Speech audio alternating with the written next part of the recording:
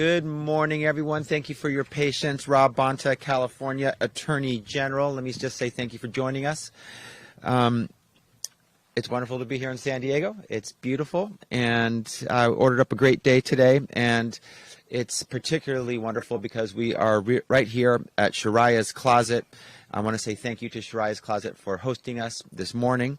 We're grateful for the opportunity to be here. We're going to make a few remarks to our wonderful, generous Californians who at this time of the year think about their neighbors, their fellow community members, others in the state who may have less fortunate circumstances than they and want to help through donations. And we want to make that work for those folks who are thinking about other Californians, want to make sure that their donations actually get to their intended recipients. So we'll be sharing some guidance and some tips about how to make sure you protect your donations and are not a victim of fraud or deception. But I really do want to uplift that giving spirit. It's the time of year when folks certainly are struggling to make ends meet, struggling with the cost of gas and groceries, healthcare and housing. And through all that, there are many generous folks who are doing well enough to help others. And I encourage that. I support that. I'm grateful for that spirit. It's one of the many things that makes California great. And Shariah's Closet is important because, among other things, it's an unfortunate reality that so often when it comes to first impressions, we are judged on how we look, what we're wearing. And Shariah's Closet is doing the critical work of providing free emergency clothing, diapers, household essentials, and more to those experiencing hardship or facing crisis. They're empowering individuals by building their confidence to attend school or take a job interview or go to work with a fresh set of clothes, giving them that confidence, that self-esteem, that power. This organization is serving so many different groups, from our veterans and foster youth to our LGBTQ plus community and survivors of trafficking. There's no one they'll turn away from accessing their vital services. So really important work happening right here. Real people and real families are benefiting from generous donations from the public and hardworking staff right here at Shariah's Closet. I'm thrilled that after this, my colleagues and I will actually roll up our sleeves and be able to put together some outfits with the staff and volunteers here. So excited to be able to have that opportunity. We are at your service here at Shariah's Closet, me and my team. And fortunately, we will not be alone this holiday season, as San Diegans across all walks of life are generously contributing their time, their energy, and money to support incredible causes like this one. Their contributions, their selfless commitment to others are so important, especially as so many families, as I mentioned, are struggling to make ends meet.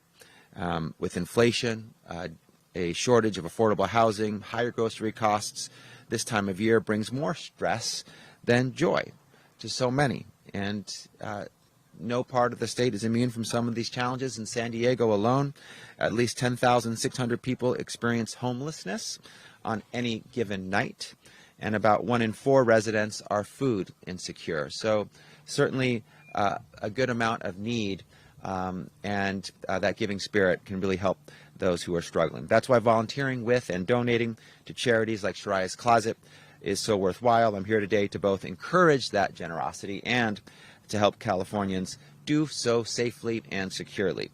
So a few tips. We'll go through these quickly. There's 8 of them. Before writing a check, pulling out your credit card, or sending money through Venmo, please do your due diligence to also protect yourself from those who try to take advantage of your generosity. At times like this, when the giving spirit is strong, when we know many people are thinking of others and donating, some of the folks who are trying to take advantage of that spirit are also active and engaged. So here are some things you can do. As the primary regulatory and oversight body of charities operating in our state, my colleagues and I have learned a thing or two about scams and frauds over the years and how you can protect yourself. So today, we're going to share with you some of those tips. For starters, tip number 1, check the registration status of the organization that you're seeking to give to. Charities are required to register with the California DOJ and file annual financial reports with my office. You can use our registry search tool, a very convenient, handy tool on our website. You go to oag.ca.gov, and under the charities section is this tool. You'll see it on the right side column. You can look up any charity that operates in California to ensure that it's in good standing, is up to date with its financial reporting requirements, and therefore permitted legally and lawfully to operate in California. So go there first to check the registration status of the organization to which you are seeking to give. Tip number 2, give to organizations that you trust. Always do your research before donating. Review the charity's website, and make sure that you are able to identify how much of your donation actually goes to support the mission that you care about, whether it's tackling homelessness or hunger or providing clothing to those in need, like Shariah's Closet does. You can look at the financial reports and identify how much goes to overhead, how much goes to direct service, and the amounts vary, but most charities do spend most of their funds on their charitable programs. Tip 3, don't be pressured by telemarketers. Telemarketers will call you. They'll want you to donate then and there. You can feel free to hang up. You don't have to be pressured. You have the right to say no thanks. And even if you are interested in donating, you can respectfully decline the telemarketer and then go on to the website yourself for the organization. Contact that organization directly and make a donation if you wish. Tip number 4, and this is where some folks get into trouble because of the deception here. Watch out for lookalikes. Scammers often purchase similar-looking URLs or create fake email accounts to trick potential donors into donating to a lookalike website for a fake charity or to steal your information. As an example, there was a website, a URL, UNICEF COVID-19relief.com. Sounds good. It's not the UNICEF that we know. They are at unicef.org.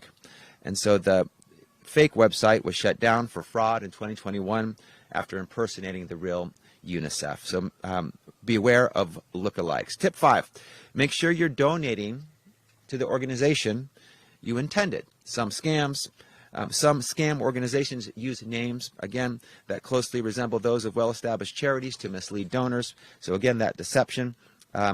Take, for example, the American Red Cross of California. Sure sounds like the Red Cross we all know and trust. It's not the Red Cross we all know and trust. That was actually the name of a now defunct organization that our office ordered to cease and desist back in 2019 for misleading donors. So be aware of this potential deception.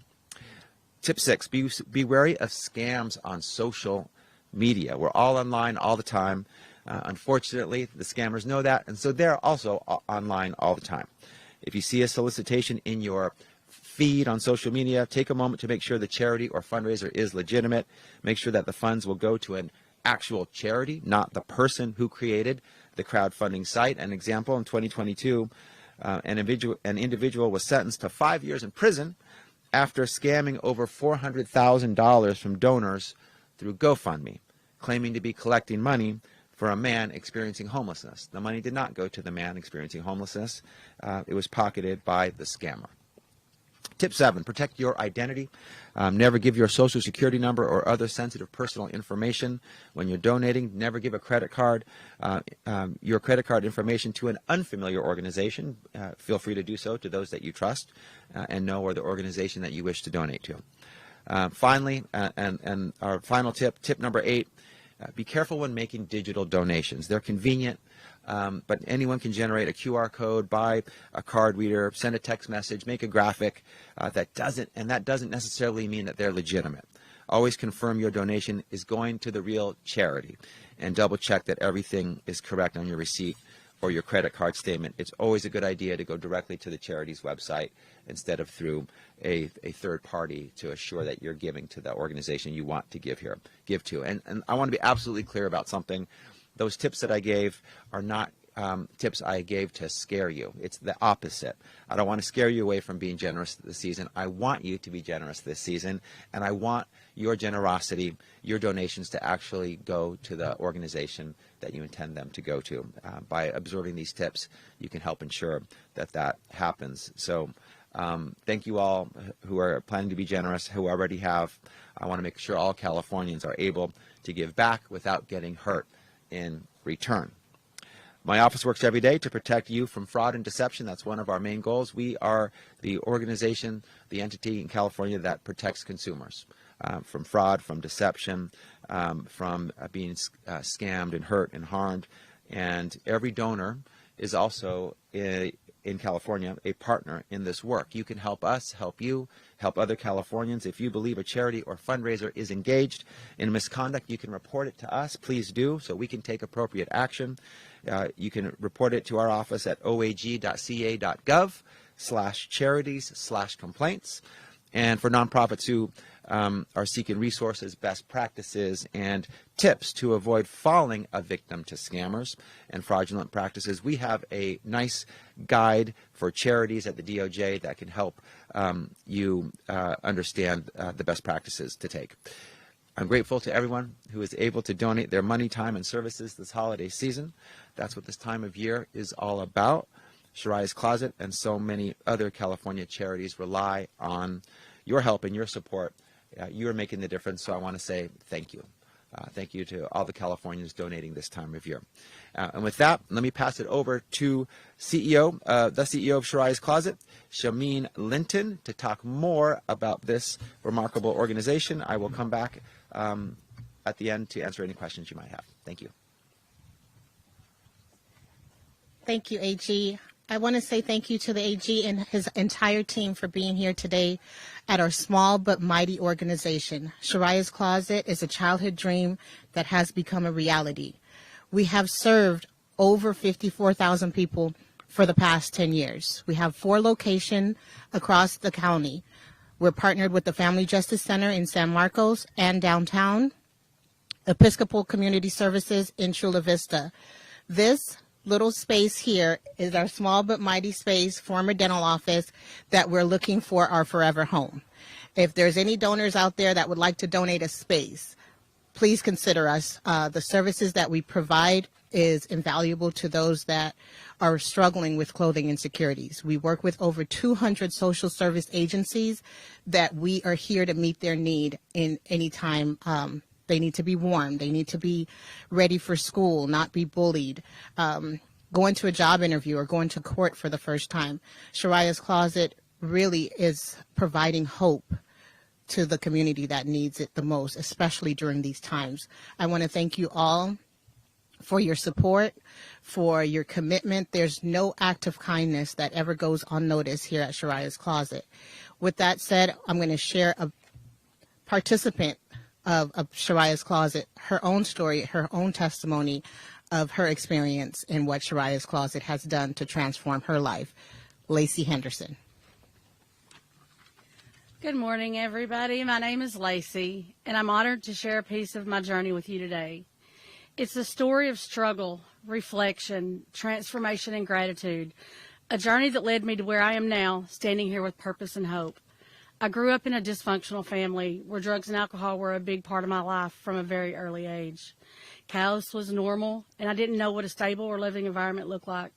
As I got older, I fell into the same destructive patterns I grew up around. I felt like I was on a path I haven't chose, but I couldn't escape.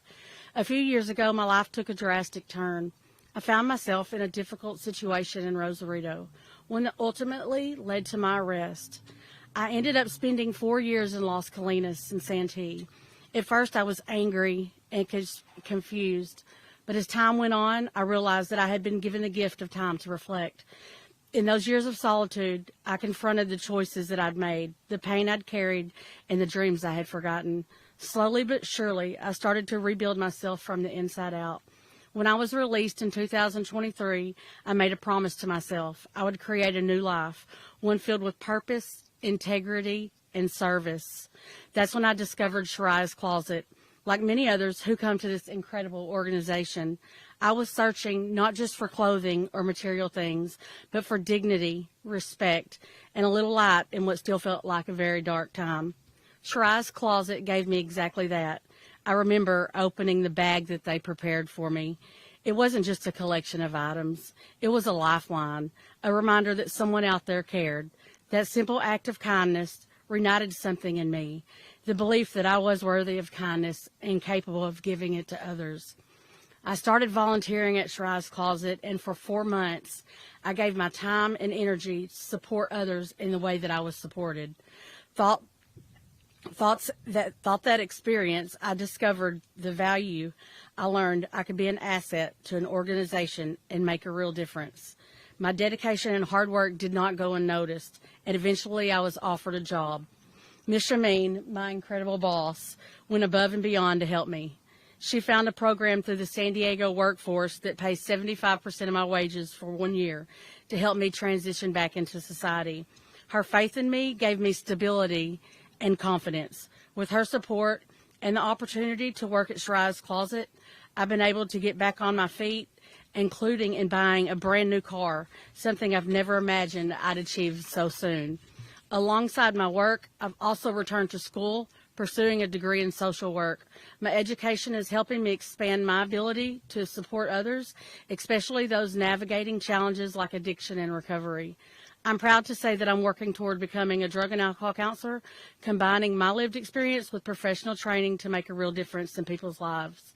From volunteering to being employed to furthering my education, I've grown in ways I never thought possible. Today, I'm proud of the contributions I've made to Shariah's Closet and the difference our team has made in the lives of so many people. I found purpose, direction, and the strength to keep moving forward. So today, I stand here as proof that no matter where you've been or how far that you've fallen, it's never too late to rise. I'm endlessly grateful for Shariah's Closet, for Ms. Shameen, and for the community that has embraced me on this journey. Thank you for believing in me, giving me the tools to succeed, and showing me what it truly means to live with purpose. Thank you.